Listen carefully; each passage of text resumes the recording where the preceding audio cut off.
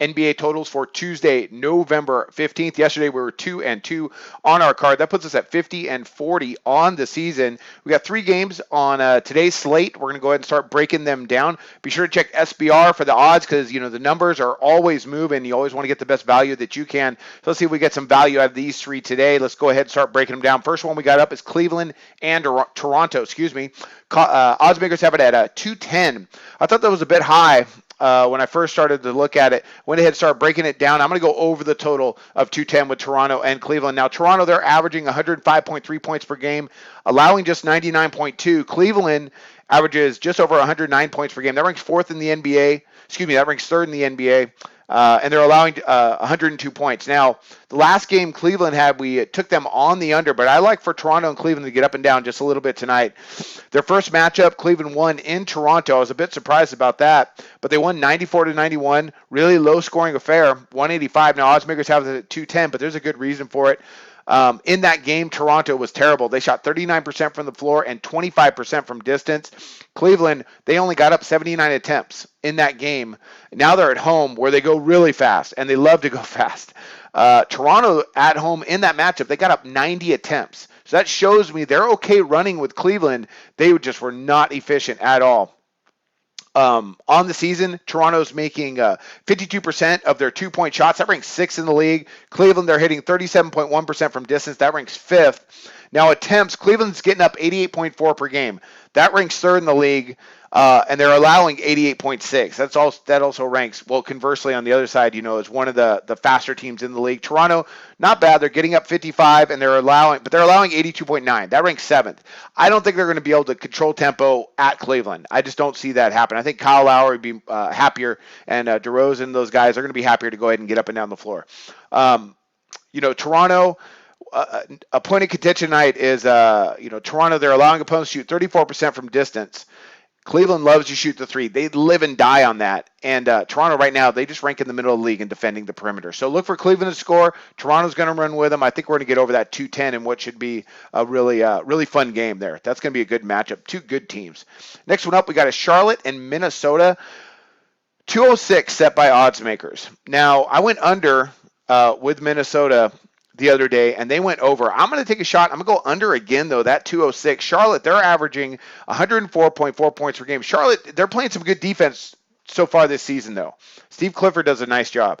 They're allowing just 98.9 points per game. That ranks 6th in the league. That's Charlotte. Now, Minnesota, Tom Thibodeau has not got them there. He is going slow, though. They're one of the slower teams in the league, but percentage-wise, defensively, they've been terrible. They're one of the worst teams in the league in opponent efficiency, opponent overall shooting percentage, opponent 2-point shooting percentage. They're like dead last in the league. That's really surprising because, that's an okay Minnesota team. They're scoring 107.9 points per game. They're allowing 105.1 points per game. But then we get to the tempo. Charlotte gets up 86.6. That ranks 9th. Decently fast. Minnesota, they get up 83.8 and they allow just 79.3. That ranks 3rd in the league for how much they allow. So that's more what we're talking about with Tom Thibodeau. Getting out and making teams work for shots. But the shots have been dropping.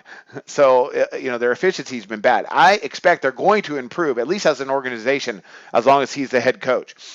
Minnesota, they're shooting 41.8% from distance. That still ranks 1st in the league. They're not getting up that many attempts, just 22 per game. That ranks 23rd in the league. So they're not, not like Cleveland or Houston where they're shooting 3-pointers all over the place, but they're really efficient when they do shoot them. Charlotte, however, though, they are allowing opponents just 31.9% from distance. That ranks 3rd in the league. So there's another, real point of contention there is defending the perimeter. Charlotte can do it. Minnesota doesn't love it. They like to shoot the 3 and they're good at it, but Charlotte should be able to defend it enough. 206, a bit too high. I'm going to go under the total with Charlotte and Minnesota. Last one up, we got Chicago and Portland. Now, the other day we had Portland on the over at 216 versus Denver, and we got really, really lucky as they ended up at 217. They scored a bunch of points in the final few seconds. It was dumb luck, and we shouldn't have won that game, but we did, and we'll take it. And it's the opposite has happened to us as well, so it just kind of works out. I'm going to go under the 213, and this one was hard for me. This was the toughest play for me to make, but I think the numbers what got me. Chicago's with their makeup, they've been fast. They've been since Hoiberg took over, they've been fast, And Terry Stotts in Portland, they always run really quick tempo, especially at home. So I thought this total would be over a little bit 213, over 213. So the fact that it's at that number, that kind of made me want to dig a little bit, and so I did. And I'm starting to like under the total. Chicago's playing actually better defense than I anticipated. They're right now they're scoring 106 points per game. They're allowing just 100.8. That ranks ninth in the league, so top 10. Portland, not good at all. They're scoring, 108.7 points per game. That ranks fourth in the league, and they're allowing 111. That ranks 28th. That's been terrible. But how they played against Denver in the second half, I think should carry over into today's game. The way they came back, and they were just played with a lot more intensity on both sides of the ball, on the defensive side as well. Now, Chicago's getting up 87.7 shots per game. That's what we find with Hoiberg, ranked 6th in the league. Portland, 86.4. That ranks 11th. And they're allowing over 89. So, this sets up, Chicago's allowing almost 87 attempts per game. It sets up as high tempo. But shooting percentage-wise, they're both pretty good defensively. Portland is allowing opponents to shoot just 32% from distance. That ranks 4th in the league. And they allow as well, they're defending the perimeter really well and everywhere. They're allowing just 18.6 assists per game. That ranks 3rd in the league. So they're getting out in the passing lanes and they're defending. Chicago, they rank ninth defensively. This is surprising for me. They rank ninth defensively in shooting efficiency and allow just 11.4 fast break points per game. That ranks 7th. So transition defense. If these guys play transition defense like they've been doing so far this year, they should be able to get enough stops to stay under the 213. They're going to score a lot of points. I just don't think they're going to score 213 with the way these two guys are trying to defend transition. So if these numbers hold up, even with the tempo, I think we're going to see lower shooting percentages from both of them, like maybe 40 to 43% from the field and being limited at distance. Okay, let's go ahead and break it down one more time. Chicago, Portland under the 213 on that last one. Here we go. Cleveland, Toronto over the 210. Charlotte, Minnesota under 206. And again, Chicago, Portland under the 213. Those are my 3 NBA totals picks today. And I wish you luck on your picks today.